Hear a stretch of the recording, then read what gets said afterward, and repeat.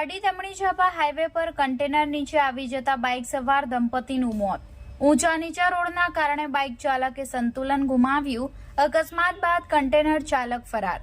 Pardi national highway number 48 દમણી ઝાપાના bridge પરથી બુધવારના રોજ બપોરના સમયે વાપીથી વલસાડ તરફ જઈ રહેલા એક દંપતીની બાઇક અચાનક સંતુલન ગુમાવતા કન્ટેનર નીચે આવી જતા સ્થળ પર જ તેમના કમકમાટી ભર્યા મોત નીપજ્યા હતા।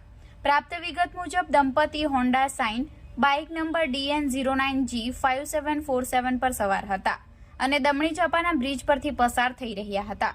અહીં રસ્તો ઊંચો નીચો હોવાથી બાઇક ચાલકે સંતુલન ગુમાવ્યું હતું અને પાછળથી પૂર ઝડપે આવી રહેલું કન્ટેનર નંબર RJ14GR8877 બાઇક સાથે અથડાયું હતું અને બાઇક પર પાછળ બેસેલી મહિલા કન્ટેનરના ટાયર નીચે આવી જતા ઘટના સ્થળે જ કરુણ મોત નીપજ્યું હતું।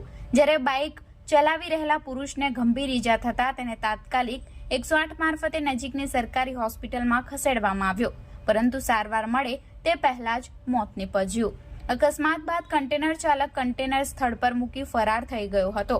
ઘટના અંગે જાણ થતાં જ પારડી પોલીસ મથકના પીઆઈ તેમજ સ્ટાફ ઘટના સ્થળે દોડી આવ્યા હતા અને વધુ તપાસ શરૂ કરી હતી। સ્થાનિકોમાં આ ઘટનાને લઈ ભારે આક્રોશ ફેલાયો છે। જણાવ્યું કે નેશનલ હાઈવે નંબર 48 ઉપર દમણી ઝાપા બ્રિજ સહિતના વિસ્તારોમાં રસ્તાની સ્થિતિ અત્યંત ખરાબ છે। ઊંચા નીચા અને ખાડાવાળા રસ્તાઓના કારણે વારંવાર અકસ્માતો સર્જાય છે, છતાં પણ હાઈવે તંત્ર દ્વારા કોઈ પગલાં લેવામાં આવતા નથી। હાલ બાઇક સવાર દંપતી શંકરદયા મોરિયા અને મીનાબેન મોરિયા બંને રહે સેલવાસ આંબલીના હોવાનું પ્રાપ્ત માહિતી સામે આવી છે। પારડી પોલીસ હવે કન્ટેનર ચાલકને પકડવા ચક્રો ગતિમાન કરી રહી છે।